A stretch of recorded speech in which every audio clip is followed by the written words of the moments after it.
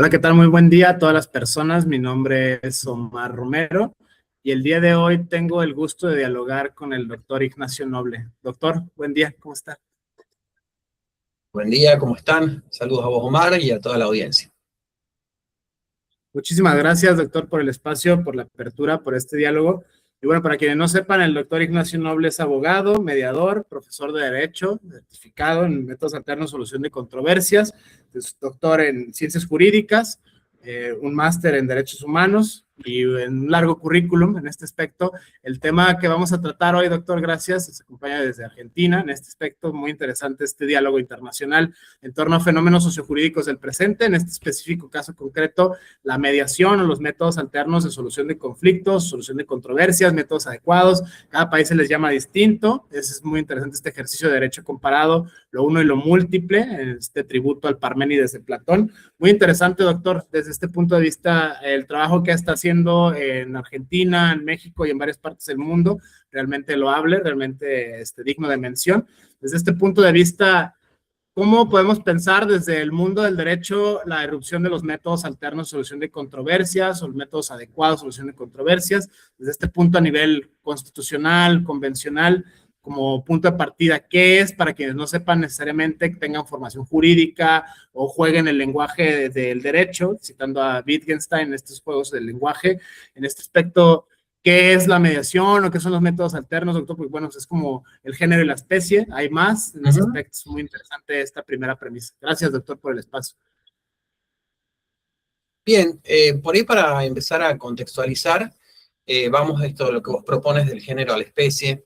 El género es lo que se llama los métodos de resolución de conflictos, que hablamos de cualquier método que nos ayude a resolver un conflicto, y dentro de esta gran categoría podríamos hacer a su vez una subcategoría en donde entran los métodos adversariales y no adversariales, ¿no? O sea, coincidimos en que todos los métodos a los que referimos ayudan a resolver conflictos, pero lo hacen de distinta manera.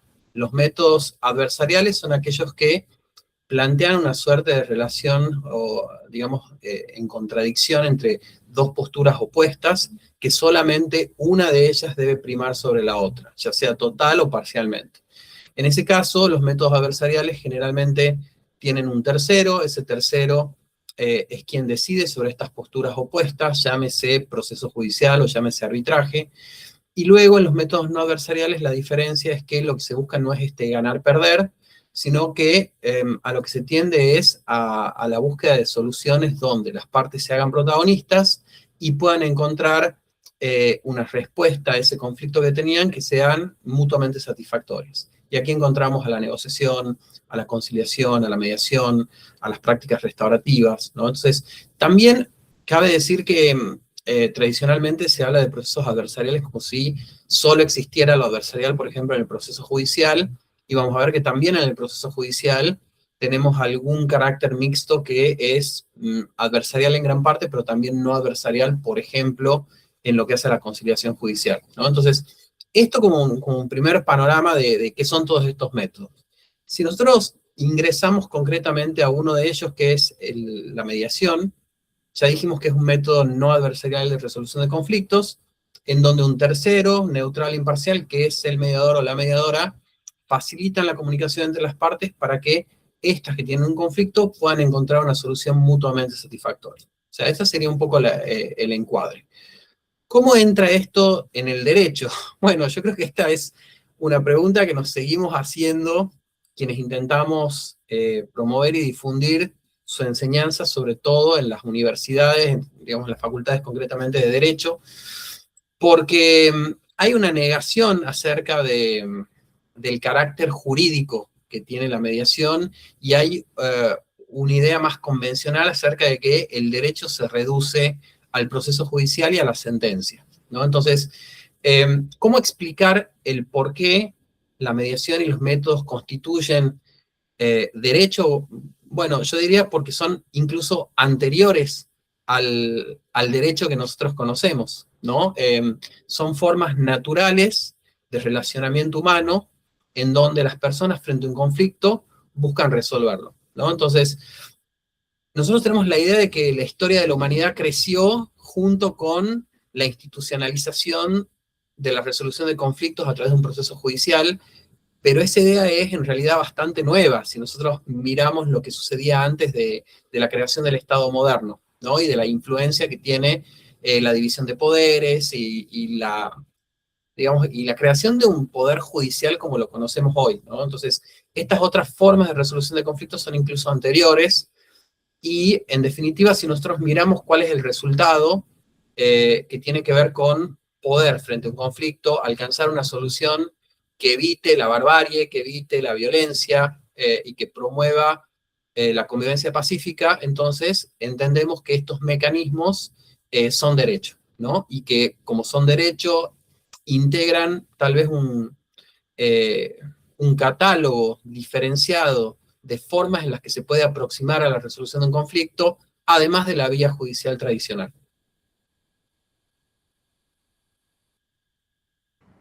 Esta primera premisa, doctora, me parece muy interesante. Lo pienso al menos en el marco jurídico mexicano, el derecho positivo mexicano vigente. 5 formas de métodos alternos que hasta este momento se reconocen por la Ley General de Mask: la negociación colaborativa, la mediación, la conciliación y el arbitraje. En esta lógica que dice, bueno, lo jurisdiccional tradicional, lo adversarial contencioso, y los métodos alternativos o métodos adecuados, según sea el país, según sea el tono, según sea la latitud. Esto es muy interesante a la luz del derecho comparado, y pensando sobre todo en el comercial, dicho sea de paso, los eventos que están organizando una serie de colegas, el derecho colaborativo, pienso, no sé, Pablo Neve, Graciela Insaurralde, Nadia del Castillo, Ernesto Samuel Recano, Constantino del Río, usted desde luego, y un largo etcétera, profesionistas de distintas partes del mundo que están, digamos, abonando a la comunidad epistémica internacional acerca de este fenómeno. En específico, uno que me llama mucho la atención, el derecho colaborativo, este manual reciente de 2026, Manual Internacional de Derecho Colaborativo,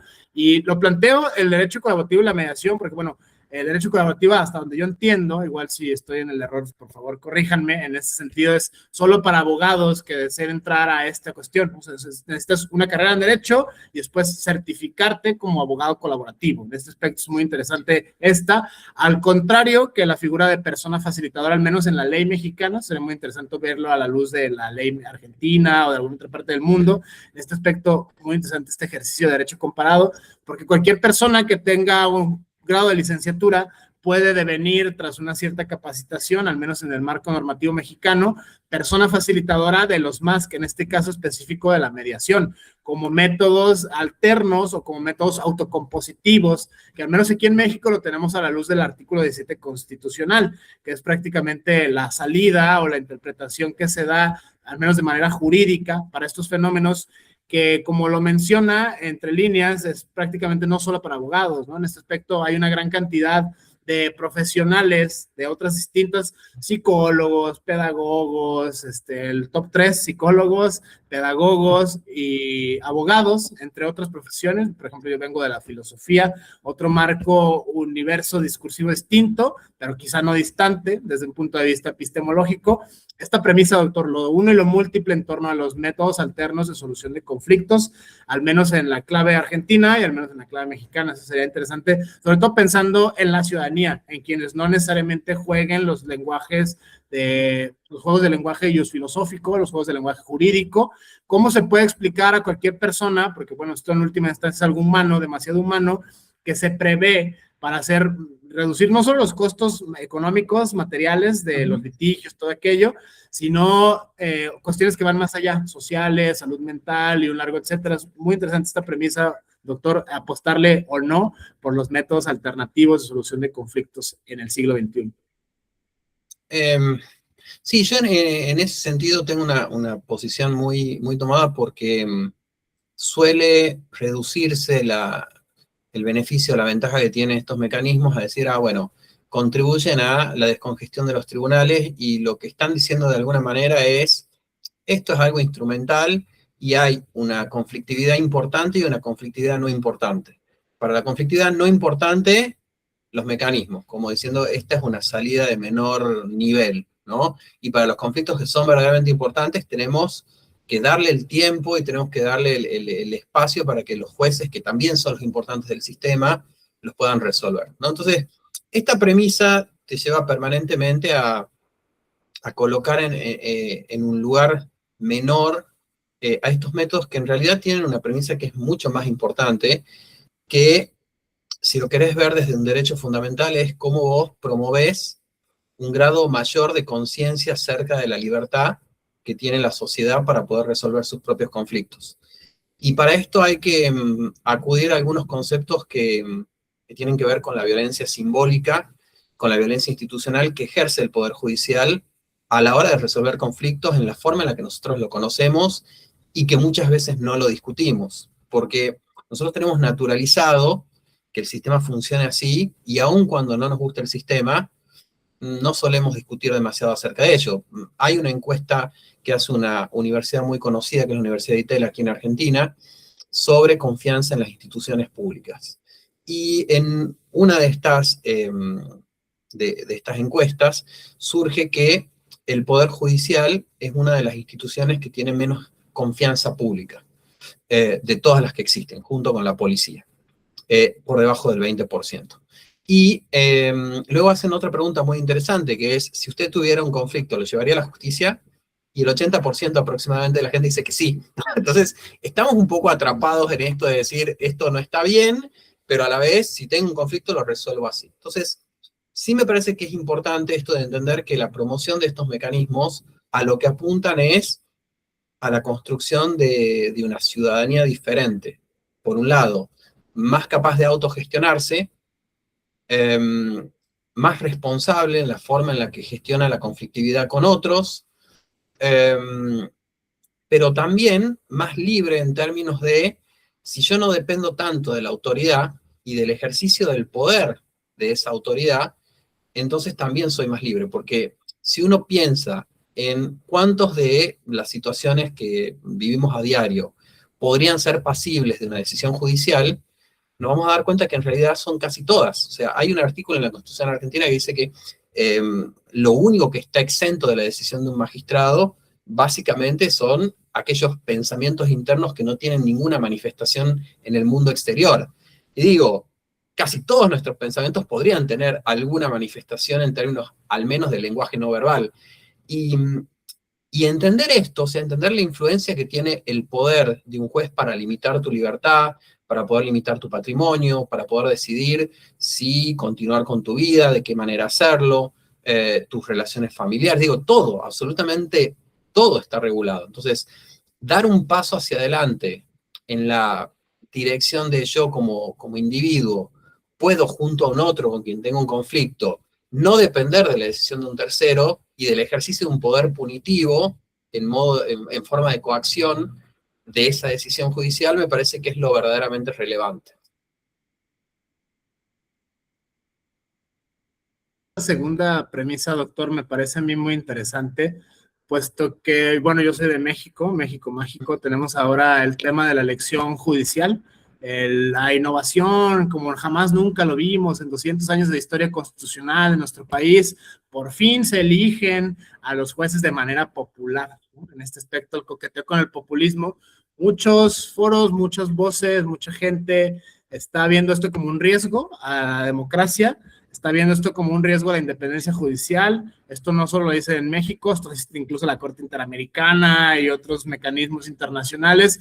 La reducción de la democracia, es decir, prácticamente se tiende hacia el autoritarismo, un populismo autoritario, es algo peligrosísimo desde mi punto de vista, no solo para México en general, porque no es un privilegio de México, en este aspecto es un movimiento global, así como lo de sus métodos alternos. Aquí quiero llegar con esto, con la premisa que sostiene los conflictos, ahora acá le llaman los jueces del bienestar, los jueces del acordeón, personas ya dadas de una irrupción, de una lógica no jurídica, sino una lógica política, que son las personas en última instancia de decidir acerca de tu patrimonio, de tu vida, tu libertad y todos los bienes jurídicos tutelados. El gran riesgo, y por eso es que se vuelve muy interesante la apuesta por los métodos alternos, la autocomposición, el elegir, sobre todo la mediación, que es la que permite más libertad a las partes de ser ellos quienes resuelvan su propio conflicto de acuerdo con sus propios métodos, ¿no? El arbitraje es un tercero, se parece más al jurisdiccional tradicional de toda la vida.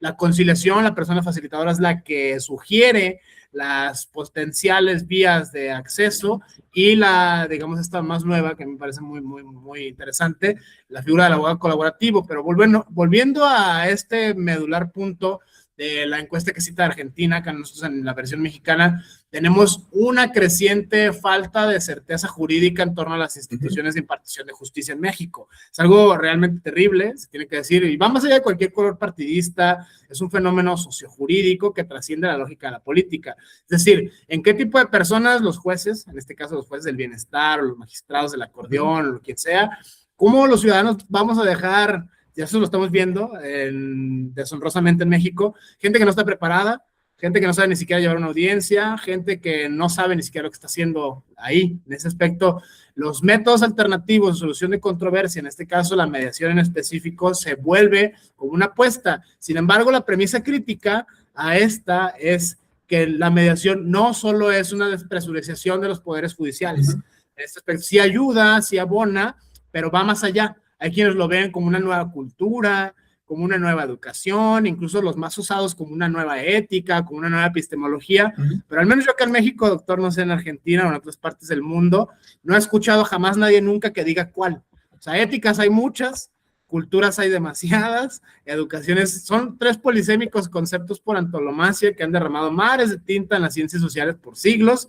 Creo que habría hacia una construcción de un marco jurídico internacional, filosófico internacional, tener la decencia de decir cuál ética, cuál educación y cuál cultura, porque todo el mundo así hace falta una nueva ética, una nueva cultura, una nueva moral, pero jamás nadie dice nunca cuál. Desde este punto de vista, aventurándonos ahora a especular de manera filosófica, uno de los grandes riesgos que también ha implicado el kantismo y el universalismo cristiano es el dejar fuera a personas que no entran dentro de ese marco de referencia. Todos los outsiders, ¿no? De entrada, todos los no cristianos, por ejemplo, en clave cristiana.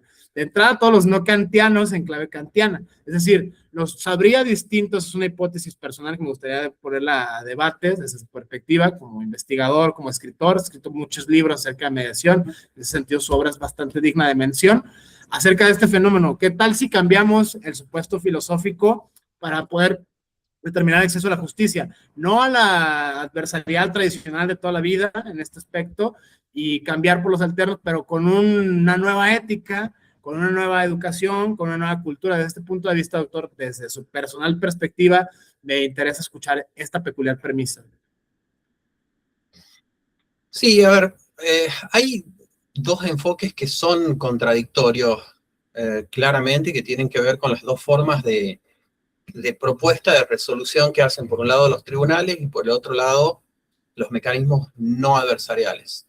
Desde el punto de vista de los tribunales hay una epistemología más realista porque a lo que se enfoca es a la búsqueda de la verdad. Lo que te está diciendo el proceso judicial es, aquí algo ocurrió, lo que tenemos que hacer es descubrir qué es lo que ocurrió y para poder brindarte un mecanismo confiable y respetuoso del ordenamiento jurídico y constitucional, tiene estas reglas. Estas reglas se aplican de la misma manera para todos y al final de este procedimiento, con estas garantías, hay alguien neutral que va a tomar una decisión. O sea, pero esa decisión no es lo que le pareció mejor, es qué verdad probó y en función a esa verdad probada y acreditada por las partes, qué aplicación del derecho corresponde como consecuencia jurídica.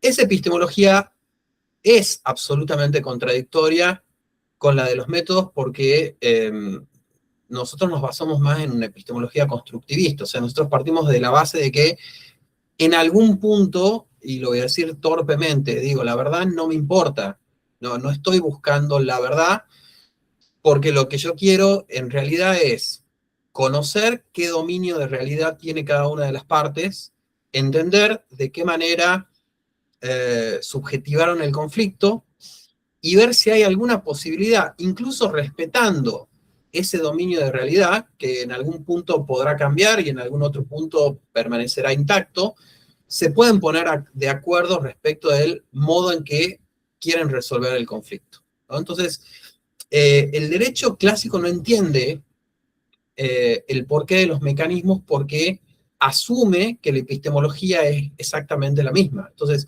la contradicción que aparece ahí es permanente porque hay 2 enfoques absolutamente diferentes de cómo aproximarse a la resolución del conflicto. Entonces, decirle a un realista que la aproximación de uno es constructivista, implica hacer toda una revisión que es mucho más profunda que simplemente entender de qué manera resolvemos el conflicto, sino que tiene que ver más con los valores, es decir, cómo me aproximo yo a la existencia de algo y si lo considero objetivo o lo considero que en realidad tiene que ver con una construcción personal que depende de cada individuo, ¿no? Entonces, esto que aparece y que por supuesto es minoritario frente a las posturas que sostienen al positivismo como teoría filosófica hasta el día de hoy preeminente en los tribunales, ¿no? Más allá del neoconstitucionalismo y todo lo que viene después. Pero digo, aún esos enfoques se dan en clave conflictivista, ¿no? Porque la pregunta ¿es la ley o son los principios? Pero siempre la pregunta sigue estando en torno al descubrimiento de la verdad. Entonces, este otro tipo de enfoques no adversariales parte de otras premisas. Y si tuviera que por ahí acompañar esta aproximación con alguna otra plataforma que creo que es importante, es el de los estudios sobre la paz, ¿no? En cómo la comprensión de que alcanzar la paz excede la aplicación de una posición filosófica determinada y que en realidad ese objetivo se alcanza a través del respeto de las diferentes posturas que pueden tener los seres humanos acerca de cuál debe ser esa aproximación. Entonces, parte del reconocimiento de la diferencia, parte de la insensatez de la búsqueda de una verdad única y parte de la necesidad de la búsqueda de consenso a partir del reconocimiento de la diferencia. Esta premisa me parece a mí muy interesante, doctor, sobre todo en tiempos de la transdisciplinariedad del siglo XXI, que es la epistemología corriente de nuestros días. Ya no basta con ser solo abogado, ya no basta con ser solo psicólogo, ya no basta con ser solo pedagogo o lo que se quiera hacer. En este aspecto hay que mezclar las distintas técnicas, herramientas, a manera, citando a Michel Foucault, como caja de herramientas en este aspecto. Si bien esto sí tiene ciertas implicaciones epistemológicas, no vamos a jugar a ser hombres y mujeres del Renacimiento, todólogos en todas las materias, empiezan a haber ciertas lagunas y ciertos excesos. Pienso, por ejemplo, yo soy acá del estado de Jalisco, en México, y acá tenemos los neuropaladines de la neuromediación. Ya llegó lo neuro a la mediación. En este aspecto, me parece muy interesante verlo desde una premisa crítica. Todo el mundo cree que ahora, muchas personas, al menos en muchas comunidades epistémicas, creen que con decir neuro ya es como el abracapocus, pocus cadabra, y ya tengo poder sobre ti epistemológicamente hablando. En este aspecto, no se ha resuelto el problema de lo que sea la mente, no se ha resuelto el problema del universo de lo mental, o sea, y sin embargo hay gente, sin embargo se mueve, ¿no? Sin embargo hay gente que está neuromediando, haciendo neurocosas. Esto me parece a mí personalmente, como filósofo lo sostengo en este espacio, una invitación a la nueva metafísica del siglo XXI. De los creadores de la autoridad del papado, de los creadores de la autoridad de la Biblia, siglo XXI nos espera ahora lo neuro. Basta con decir neuro, sin específicamente saber qué es lo neuro, porque bueno, están las declaraciones súper vigentes en materia de neuroderechos, derechos humanos, va la discusión hacia estas nuevas ontologías emergentes, los cyborgs, los terians, prácticamente los derechos de la naturaleza, ciertos fenómenos emergentes, entre ellos uno de los más recientes, dicho sea de pasos, lo neuro. Ahora todo es neuro, ya no es bio, antes, unos años para atrás eran los prefijos bio, biopolítica, biopoder, biotodo, ahora ya es neuroética, neuromediación, neurodivergencias y un neurolargo, etcétera. Desde este punto de vista, lo dialogamos, ¿no? Como caja de herramientas, en este sentido, antes de entrar a la grabación. El exceso y los defectos, citando a Aristóteles, la ética Nicómaco, de vuelta a los clásicos, esta nueva noción de metafísica, la ciencia primera. O sea, parece que ahora la neta del planeta, la ciencia primera es lo neuro. Desde este punto de vista, doctor, desde su perspectiva, no sé si en Argentina o en otras comunidades epistémicas estén padeciendo los estragos de los mismos excesos discursivos. Parece que empieza a tener un cambio de paradigma, citando a Kuhn, Lacan, toda esta gente que viene de la epistemología. El nuevo paradigma actual hoy, y parece que ya alcanzó la mediación, que ya alcanzó a los neuromedios alternos de solución de controversias, es esto. Desde este punto de vista, se reconoce, no niego el avance de la ciencia, no niego el hecho de gozar los frutos de la ciencia y las artes, está de manera convencional, está incluso en las constituciones.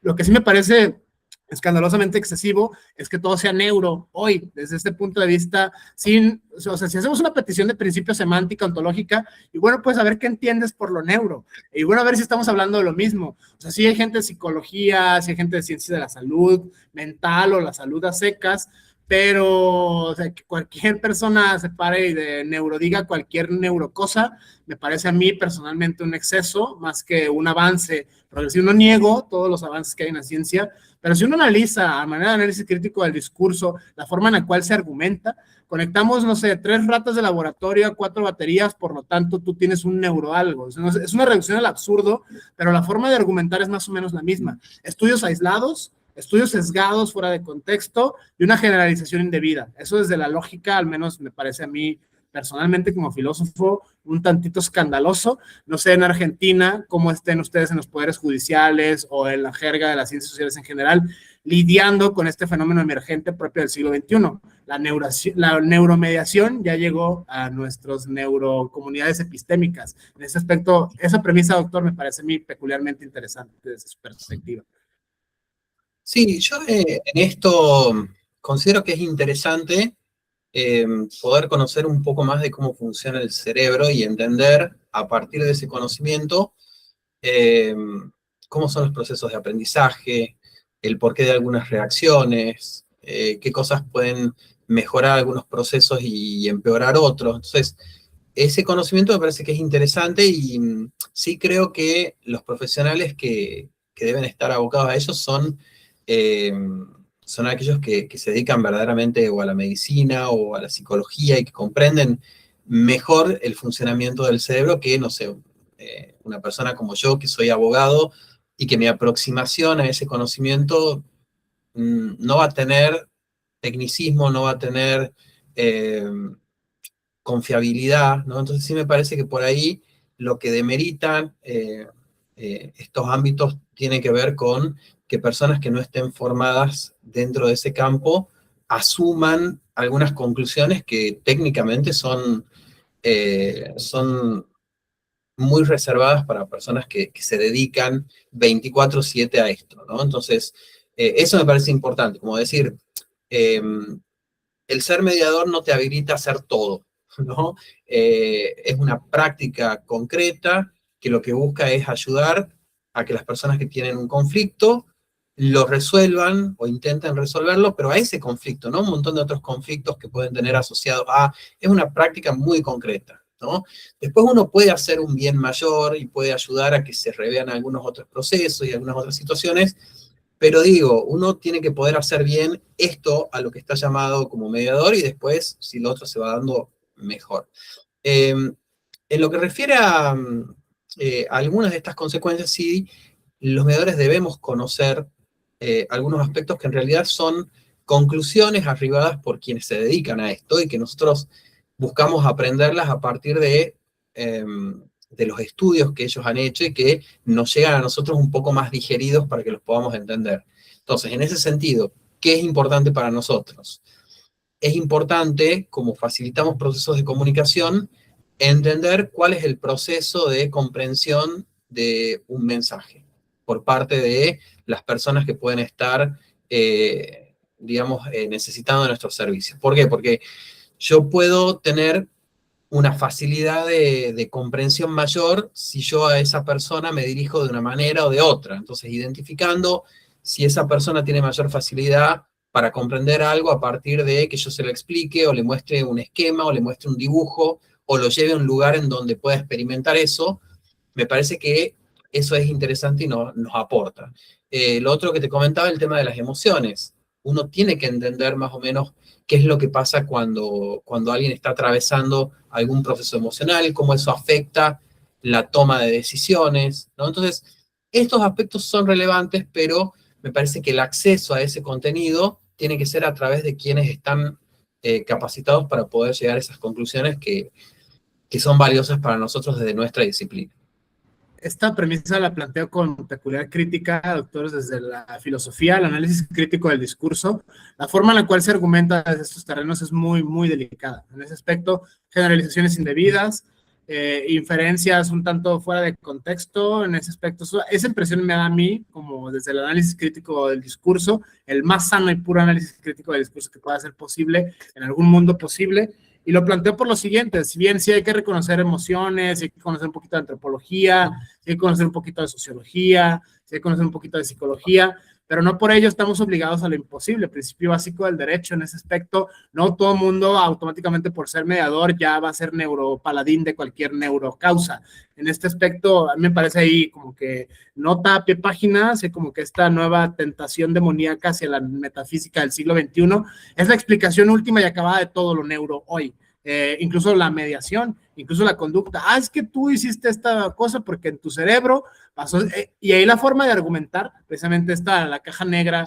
Gilbert Ryle y otros autores filósofos de la mente, otros psicólogos, han hablado prácticamente de este problema. Este problema no es nuevo, este problema no hay nada nuevo bajo el sol. Es muy interesante verlo a la luz de fenómenos emergentes. Planteo esto y lo conecto con otra tendencia en una de sus obras, específicamente los entornos digitales o los entornos de mediación a distancia, por ejemplo, las lecciones que nos dejó la pandemia de manera global en este aspecto.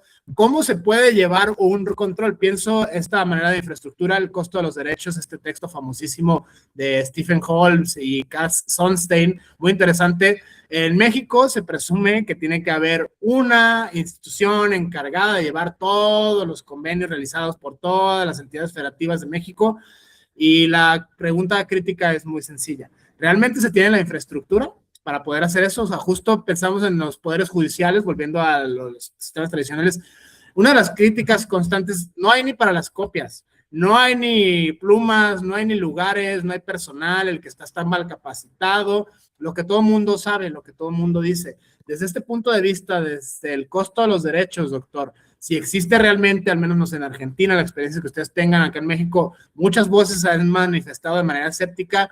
El famoso conveniador general de la nación puede ser solamente el Google Drive de alguien.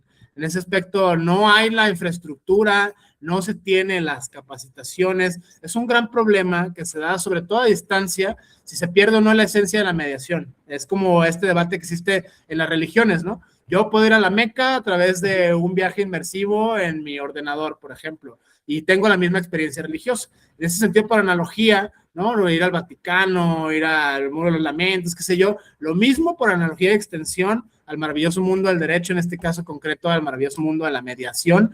Es prácticamente, si se pierde o no la esencia, lo que sé que significa esencia de la mediación, a hacerlo en entornos digitales. Desde este punto de vista, pensando en una de sus premisas escritas en su obra en general, ese me parece muy fascinante este problema, doctor. Sí, a mí me parece que para responderlo hay que indagar acerca de la esencia.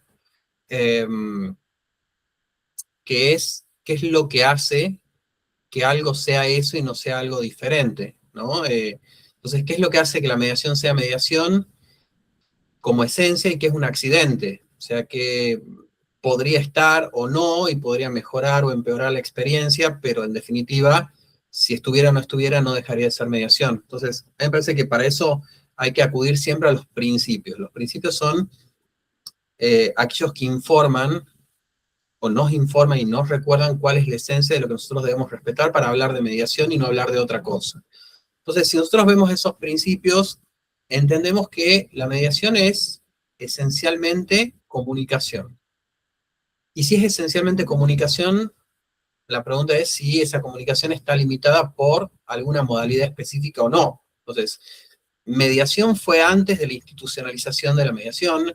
Mediación fue siempre que hubo 3 o más personas en donde una de ellas acompañó a otras a través de la comunicación, y ojo, no solo de la comunicación verbal, pudo haber sido perfectamente una comunidad que no haya desarrollado un lenguaje oral, sino que podría haber sido perfectamente a través de señas, y en donde ese tercero ayudara a estas otras personas a resolver el conflicto. Entonces, si la esencia es esa, en su momento habrá sido esa forma de mediar, posteriormente habrá tenido alguna otra complejidad, no sé, un espacio físico, y hoy tenemos un espacio virtual, y si yo me pregunto si el espacio virtual modifica la esencia, para mí de ninguna manera.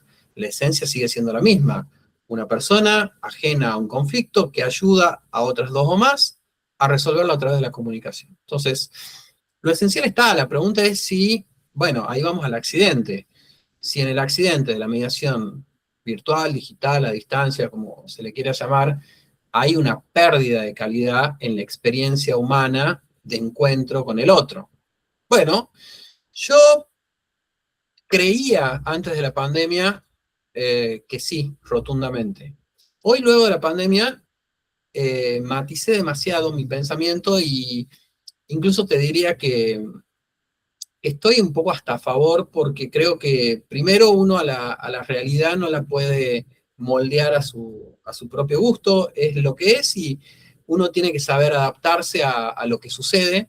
Si nosotros no nos adaptamos a lo que sucede, es una guerra solitaria y silenciosa, así que yo creo que es bueno ver lo que pasa y acomodar, si a nosotros nos interesa que la mediación funcione, este procedimiento también a la realidad que nos ocupa. Entonces, luego de la pandemia, lo que se observó es que había una posibilidad de lograr este mismo resultado, nuevamente con más o menos calidad según la visión de cada uno, haciéndolo de esta manera. Y dentro de las estadísticas, como para traer un dato de la realidad que nosotros observamos en el sistema de mediación del que yo soy director aquí en Argentina, es que la incomparecencia de las personas al proceso de mediación se redujo del 17% al 8%. Yo no te puedo explicar lo que significa una pérdida de 10 puntos casi de diferencia en bajar una incomparecencia que además tiene como consecuencia la aplicación de una multa. O sea, esto lo que te está diciendo es que había casi un 10% de personas que no llegaban a la sala del mediador, no porque no quisieran resolver su conflicto, sino porque tenían alguna imposibilidad material de acceso, que podía ser, trabajaban y su empleador no les daba permiso, no tenían para el boleto, digo, un montón de situaciones que ya con la tecnología, más allá de todos los discursos de la brecha digital y demás, se pudieron lograr. Ahora, ¿es posible que ese 8% sí esté bajo esa barrera de brecha? Bueno, sí, y hay que mirarlo también. O sea, no digo que haber bajado casi 10 puntos sea el final del camino, pero sí hay que considerar que a veces lo que creemos que es una pérdida en definitiva, en muchos sentidos, termina siendo también una ganancia. Entonces, en ese sentido, yo creo que hay que ver cuáles son las debilidades que tiene la mediación digital, hay que trabajar sobre esas debilidades, pero aquí hay que entender que el mundo ya es otro. O sea, así como hoy el acceso a las capacitaciones, casi todas se hacen de manera digital y que la gente ya dispone cada vez menos de tiempo y de recursos para hacerla presencialmente, hay que entender que esto también pasa en la mediación y va a pasar en un montón de otras actividades humanas. Entonces, me parece que acompañar el proceso también es menos traumático. Desde este punto de vista, doctor, es muy interesante ver de vuelta esta intuición, el costo de los derechos, no solo la carga mental, psicológica, moral que implica el proceso judicial, cualquier conflicto, ¿no? Penal, familiar, mercantil, lo que sea. Ese aspecto ya es pues, muy doloroso, la gente no está ahí por gusto, ¿no? En ese aspecto hay que ser como muy empático con las personas que recurren a estos métodos. Justo me parece a mí pertinente el hecho de reducir la brecha con la tecnología en este aspecto. Ahora, ¿qué tanta formalidad pueden no tener? Eso es la crítica fuerte, al menos en el sistema jurídico mexicano, no sé cómo lo estén ustedes viviendo en Argentina, si hay o no un control, realmente un control de todos los excesos. Muchos han criticado que gente está haciendo negocio de esto. En este aspecto, el tema que se quiso evitar para la corrupción y tal, desencadena, es una de las grandes críticas que hay a esto. Ahora cualquiera medía, ahora cualquiera lo hace, sin necesariamente tener una formación sólida, basta concursar un diplomado, ir al Poder Judicial y obtener una certificación, y listo, ya estás hecho a mediar. En ese aspecto, la crítica, una de las críticas fuertes, que si realmente cualquier profesión puede realmente llevar una mediación a buen término, es decir, con falta de conocimientos procesales. Y esto no reduce solamente la brecha a personas abogadas, que es el mismo, digamos, problema paradójico desde mi punto de vista, Por un lado, sí, hacer más amplio a gente que no necesariamente hable el lenguaje del derecho, en este caso abogados, que es la apertura que se da a otras profesiones, por el tema de la empatía, por el tema de la educación, por el tema de, volvemos a la caja de herramientas de Michel Foucault, las herramientas que se tengan de comunicación en última instancia. A veces las mejores mediaciones son hechas por pedagogos o por psicólogos en este aspecto, gente que tenga otras habilidades, y hay muchos perfiles muy interesantes híbridos, gente que tiene, no sé, especializante en psicología y que a su vez es abogado. En ese aspecto, pienso en muchos colegas de muchas partes del mundo que tienen esto, sobre todo sacando partido de la transdisciplinariedad del siglo XXI, esta epistemología de nuestros días. Teniendo en cuenta esta complejidad de la brecha digital, de los excesos de lo neuro, de la apertura a distintas profesiones, al menos pienso como referencia el marco jurídico mexicano, ¿cuáles son los desafíos que tenemos hoy para las personas que opten por recurrir a métodos alternos de solución de controversias frente, yo vuelvo otra vez a la clave mexicana, a los excesos de justicia, ahora como lo vimos, ¿no? Los jueces del bienestar, los jueces del acordeón. ¿Cómo, por ejemplo, pensando en un abogado, cómo vas a llevar a tu cliente con alguien que no sabe ni siquiera llevar una audiencia? ¿Cómo vas a tener certeza jurídica si sabes que las decisiones judiciales se toman en carácter político, en tono partidista y otras lógicas que desde luego trascienden la lógica jurídica? Ese es un gran problema que tenemos incluso acá en México, y no tengo nada en contra de ningún color, ningún partido, ni mucho menos, simplemente es la realidad, lo que se está viendo, la cifra, y la más terrible todavía, la cifra negra, de los que no nos damos cuenta, todos los casos que existen. Desde este punto de vista, doctor, ese desafío para hoy, el siglo XXI, no solo en México, no solo en Argentina, sino en la región y el mundo, pensando en el movimiento ADR, que es un movimiento global, no es propio de América. Mira, yo creo que la mediación tiene un aspecto que es muy interesante, que es la posibilidad de aplicarse a contextos muy diferentes, y creo que según el contexto, los requisitos o la regulación acerca de cómo ejercerlo son a su vez o deben ser muy diferentes, ¿no? Entonces yo, por ejemplo, he tenido algún trabajo con comunidades indígenas aquí en la provincia donde vivo, y es impresionante cómo cuando vos hablas con ellos sin que tengan ningún tipo de formación en mediación, es un conocimiento que lo tienen absolutamente incorporado, y te dicen cosas que vos las lees, las aprendiste a través de los libros, de la formación, y que para ellos es una práctica ancestral de resolución de conflictos, ¿no? Entonces, a veces, digo, esto de una lógica de formación dura hace perder de vista que en algunos ámbitos comunitarios la existencia de estos agentes pacificadores sigue siendo valiosa, y tal vez no es una formación que sea estrictamente académica, ¿no? Entonces, yo creo que desde lo comunitario vos podrías ir hacia una facilitación que fuera tal vez menos formalizada y que tiene una lógica con esa naturaleza, con ese espacio de convivencia. Y por el otro lado, me parece que también es importante entender que dentro de un espacio judicial, en donde este acceso al procedimiento podría tener un efecto jurídico como el de una sentencia, y podría ser ejecutado con esa misma fuerza jurídica, yo debo tener otros controles, debo tener otros operadores que estén capacitados para poder brindar esa seguridad jurídica que requiere ese instrumento particular. Entonces, digo, el contexto en el cual tiene lugar el proceso de mediación te define de alguna manera cuáles son esos cuidados que tenés que tener respecto del operador. Así como te digo que, por ejemplo, un mediador súper bien formado, abogado, y lo que fuera, lo pones en un contexto comunitario y puede ser fatal su intervención, ¿no? Y puede ser mucho mejor la intervención de un líder reconocido, que tenga una autoridad no solo, formal, sino de territorio y de credibilidad con esa comunidad. Entonces, es una gran discusión. Yo soy de los que piensa que cada disciplina debería explotar en la mayor medida de lo posible la aplicación de la mediación con la especialidad que cada una de esas disciplinas requiere. Digo, no tenemos que estar todos apelotonados al lado de la mediación judicial cuando tenés mediación en el ámbito escolar, tenés mediación en el ámbito penal, mediación en el ámbito comunitario, mediación sanitaria. Digo, hay espacios de conflictividad que permiten que distintos operadores puedan trabajar coordinadamente, con interdisciplinaridad, y seguramente en cada uno de estos ámbitos habrá alguna profesión que tal vez te pueda aportar más que la otra, y en algunas otras que ninguna profesión, sino esta calidad que pueda tener el operador para poder generar estos cambios en las partes que tienen un conflicto. Así que esa es un poco mi posición al respecto. Justo esta me parece fascinante, doctor. Con esta cerraría una especie de conclusión, desde luego aporética, muy al estilo de los diálogos de Platón. La primera de ellas tiene que ver con estas otras lógicas discursivas que parece que están enmarcadas en el mismo universo discursivo de la mediación, o los enteros en general.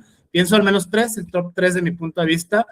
Derechos humanos, el acceso a la justicia como un derecho humano, por ejemplo, ¿no? Ya sea tradicional o no tradicional, jurisdiccional o no jurisdiccional, a través de cualquier método alterno. Está ahí de una manera u otra, en muchos foros se van por ese lado. El tema de, no, es que es un derecho humano, el derecho humano al acceso a la justicia, es el derecho humano a tutelarse por su propia mano, etcétera, etcétera. Hay gente que lo interpreta de muchas maneras, y eso es muy válido, me parece muy rico.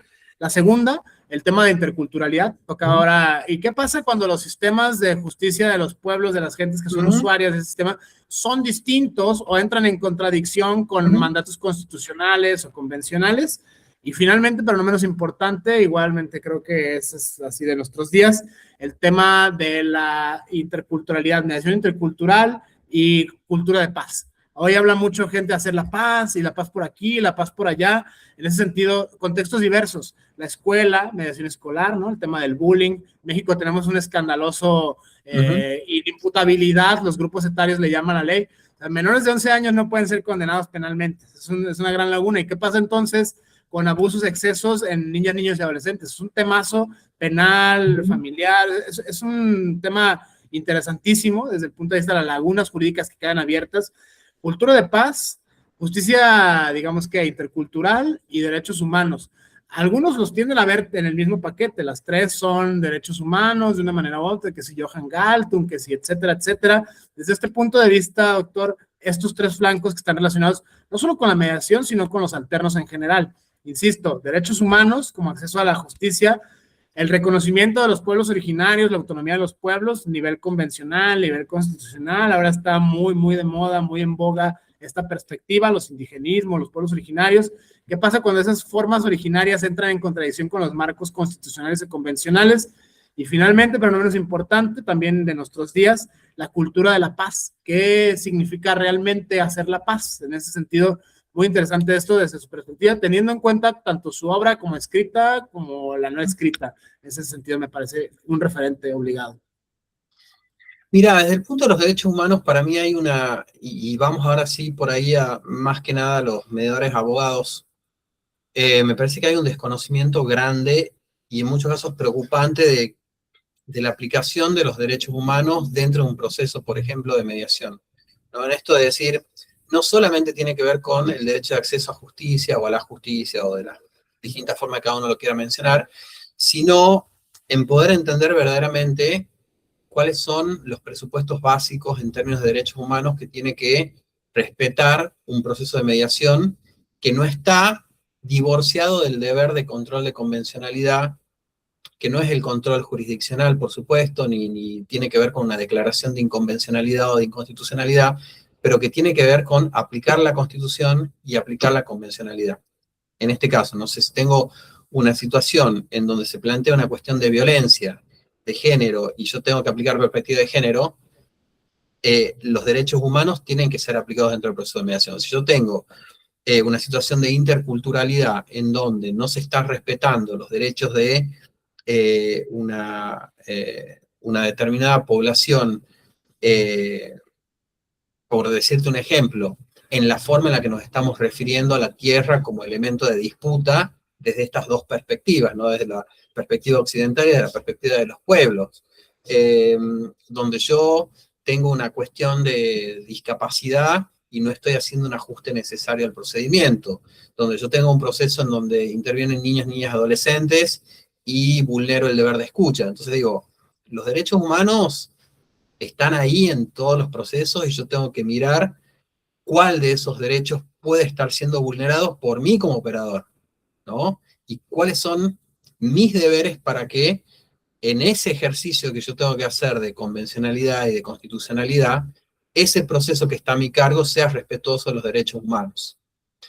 Eso por un lado. Por el otro lado, con respecto a la cuestión de la interculturalidad, es un poco complejo y yo creo que los estados van, como vos decís, de estas modas de respetemos y ampliemos las posibilidades de los pueblos originarios para poder incidir en la aplicación de la justicia formal de un estado, y otros momentos políticos, por ahí un poco más de derecha, en donde esto se limita o se restringe o se anula.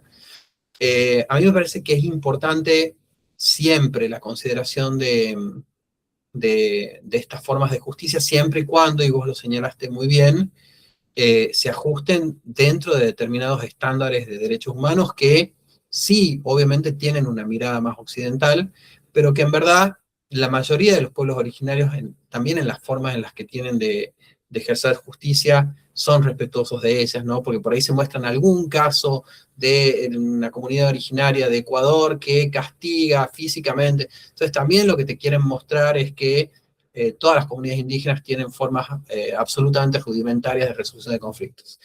Y de verdad, cuando uno se aproxima a muchas comunidades, el aprendizaje que uno puede tener y la riqueza de incorporar muchos de esos enfoques a nuestras prácticas judiciales son de mucho valor, ¿no? Entonces, me parece que eso también es importante. Y, por supuesto, acordar en cuáles son esos estándares que nos parece que son necesarios respetar. Y que incluso en la perspectiva digamos, occidental, tampoco están del todo definidos. Si nosotros nos vamos a discusiones de bioderecho actuales, hay grandes discusiones que están lejos de ser zanjadas. Entonces, en muchos casos, eventualmente, algunas de nuestras perspectivas respetuosas de derechos humanos para algunas comunidades pueden ser absolutamente violatorias de derecho. Entonces, bueno, nada, esto con esta perspectiva de dónde nos colocamos para valorar una y otra cosa. Desde este punto de vista, doctor, antes de cerrar, con esto me quedaría, ¿cómo podemos ver su obra, ¿no? Seguirles a sus escritos, a sus textos, para las personas que quieran profundizar de manera epistemológica, de manera práctica, sobre todo la cuestión práctica, este conflicto potencial de valores que se encuentra en la justicia de toda la vida, justicia tradicional, jurisdiccional, frente a los métodos alternos, con este plus de la cultura de la paz en entornos digitales y la interculturalidad, que son tres ejes en los cuales su obra, tanto escrita como no escrita, está enmarcada. El logro de la nueva utopía, citando Samuel Moyn, la cultura de la paz, la cultura de los derechos humanos, hasta qué punto esto es posible en este mundo posible, o si sigue siendo un sueño desde este punto de vista. No es lo mismo una entrevista, un diálogo en este canal, que desde luego leer los argumentos y ver las posturas. Desde ese punto, para quienes quieran profundizar más, no sé qué leer de usted, ¿no? Tiene una serie de libros muy interesantes, una perspectiva también de la obra no escrita, en estos son los imperativos metodológicos de la investigación en nuestros días. Desde ese punto de vista, para quienes deseen, doctora, profundizar, ahondar en su obra, ¿qué nos recomienda, no? El diálogo con el autor, ya no estamos hablando con los muertos ahora, sino con los vivos. Desde ese punto de vista sería para mí muy interesante escucharlo de viva voz. Sí, bueno, hay como una línea que siguen todas las obras. Desde algún punto por ahí algunas enfocan más concretamente a los métodos, alguna otra va más a la cuestión de la interculturalidad o algo más de tecnología, pero en el fondo todas tienen una misma idea, que es una posición absolutamente crítica con el sistema de justicia, una postura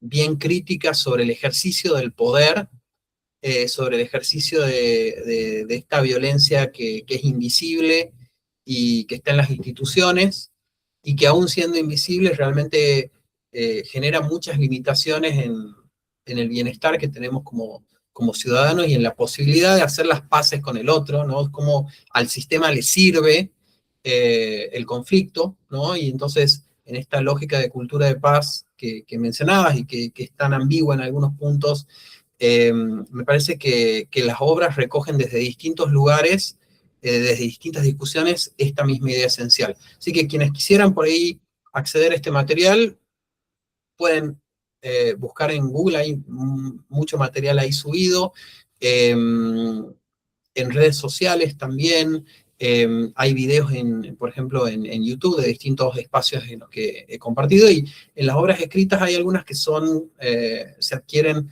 y tienen un costo económico, y hay algunas otras que están subidas y que son de acceso gratuito también, sobre todo algunas publicaciones de la universidad a la que pertenezco, que es la Universidad del Norte Santo Tomás de Aquino, en donde el editorial, cuando la obra ya ha transcurrido y se ha vendido en su formato físico, pone a disposición en repositorio también estas obras para que tengan acceso gratuito para todo aquel que pueda interesarse. Así que de cualquiera de estas maneras creo que pueden acceder a ese contenido.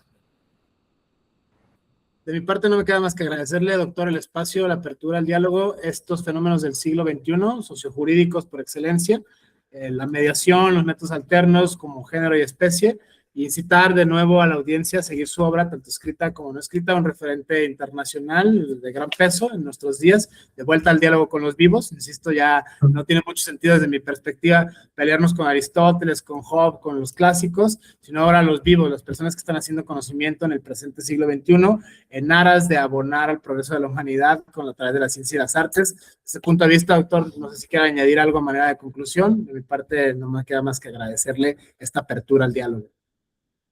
Bueno, a vos, gracias, Omar, por la invitación, gracias por la inquietud que tenés, por querer generar conocimiento de una manera dialogada, ¿no?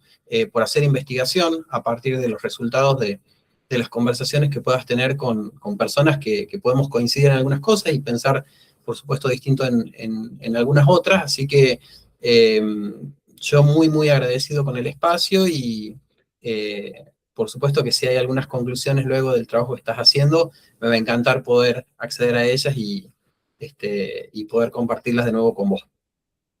Vale, muchísimas gracias, doctor. Muchísimas gracias a todas las personas que han visto este diálogo. Y bueno, seguimos en contacto. Gracias por el apoyo.